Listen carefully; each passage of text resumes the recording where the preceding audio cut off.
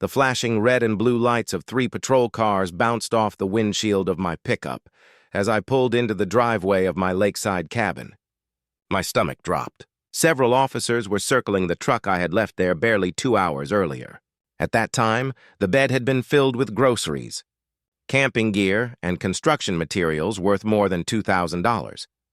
Now it was stripped bare, and there she stood, Patricia Greenwood, HOA president of the subdivision across the road. Arms crossed, chin raised, and a smug smirk fixed on her face, she looked every bit the self-appointed queen.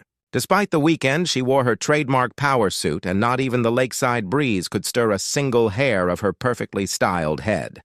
"There he is, officers," she declared, pointing at me as though unmasking a criminal mastermind. Her voice rang sharp. "That's the man who's been robbing our community. I caught him red-handed, and I even made a citizen's arrest by securing the stolen goods."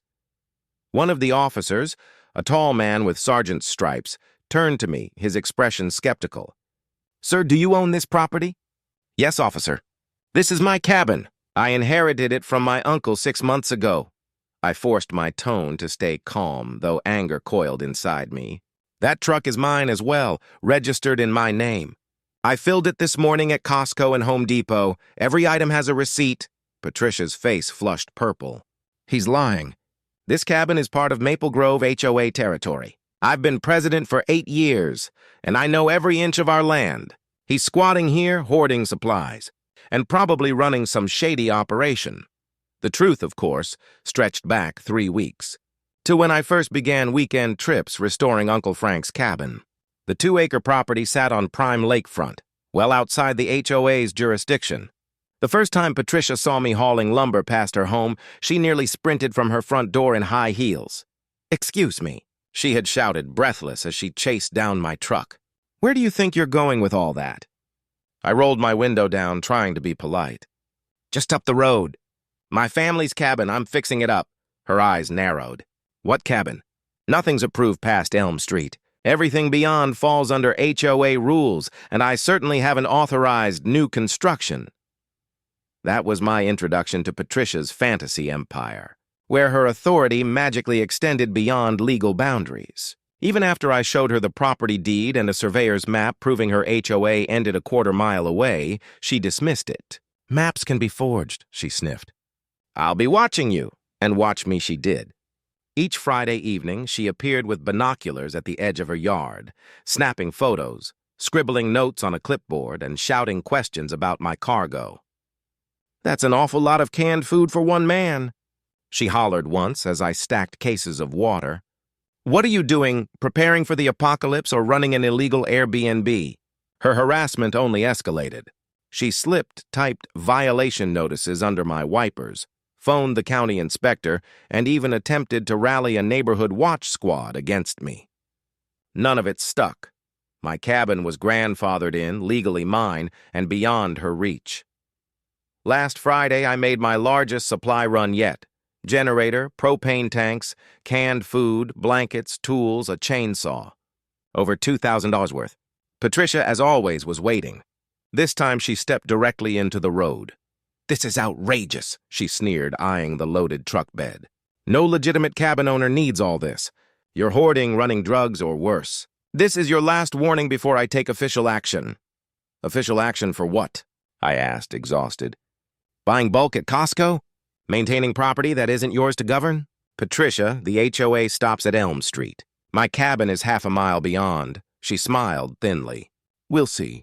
Next week, the board votes to extend jurisdiction over all properties accessible through our roads. Once it passes, you'll answer to us for every nail you hammer." I didn't bother arguing about how HOAs can't annex private property by vote. It was late, and I had work to do. I left her standing in the street, no doubt scheming.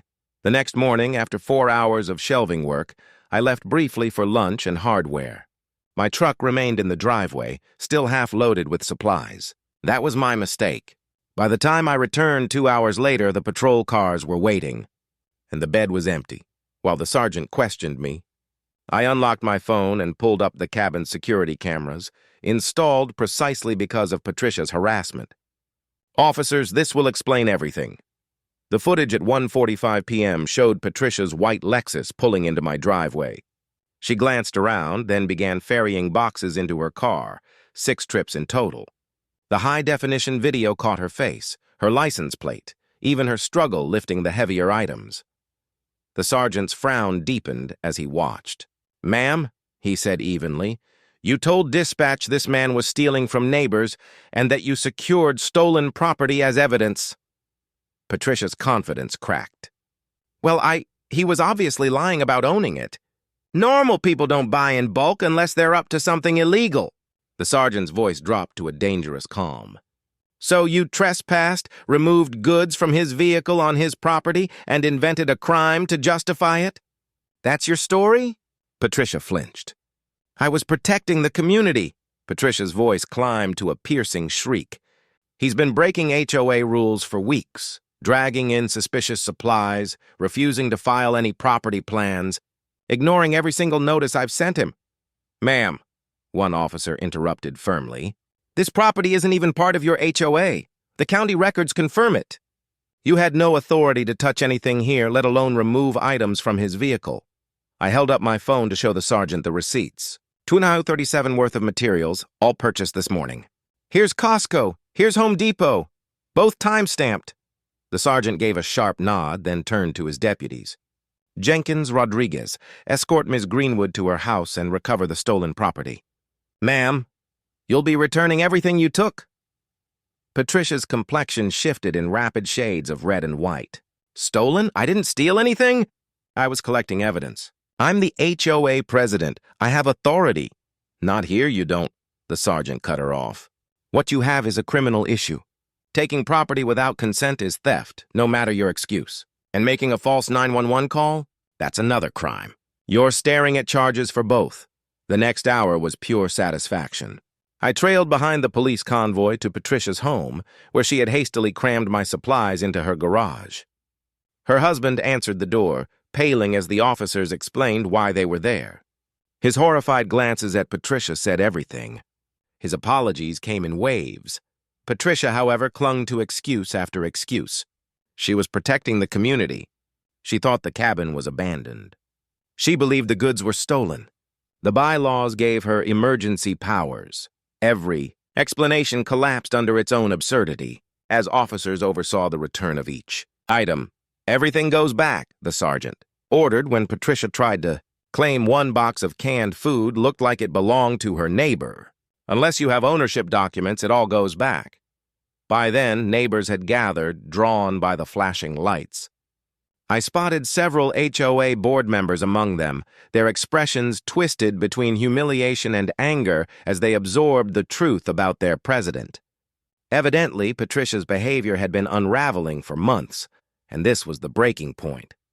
As the final box was stacked into my truck bed, the sergeant opened his citation book. "Ms. Greenwood, you are being cited for theft of property valued at over $2,000, a felony in this state. You're also cited for filing a false emergency report and for 911 misuse." Patricia's legs buckled, and she sagged against her Lexus, her composure shattered. "A felony? But I'm the HOA president. I was trying to help. This is a misunderstanding." "You can explain that to the judge," the sergeant replied coolly. "The prosecutor will decide whether the felony stands or gets reduced. Either way, fines and possible jail time are on the table." Then Janet, a stern-faced board member, stepped forward.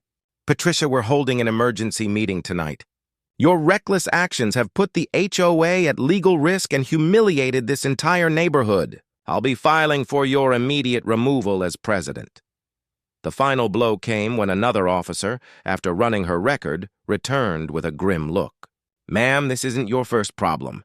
2 previous false reporting citations and 1 harassment charge. The prosecutor will see this pattern clearly." The color drained from Patricia's face as reality landed.